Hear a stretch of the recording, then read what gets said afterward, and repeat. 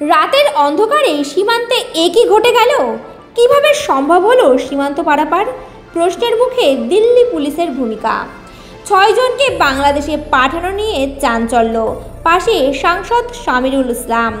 সোমবার সকালেই বীরভূমের পাইকর গ্রামে দেখা গেল এক অস্বস্তিকর পরিস্থিতি। অভিযোগ, পাইকর থানার অন্তর্গত সুইটি বিবি, সোনালী খাতুন সহ 2 পরিবারের মোট 6 জন সদস্যকে দিল্লি পুলিশ সঠিক তদন্ত ছাড়াই রাতের অন্ধকারে সীমান্ত পেরিয়ে বাংলাদেশে পাঠিয়ে দেয়। এই ঘটনায় গভীর সমস্যার মুখে পড়েছেন পরিবারগুলি। এই কঠিন সময়ে অসহায় পরিবারগুলির পাশে দাঁড়িয়েছেন রাজ্যসভার সাংসদ শামিরুল ইসলাম।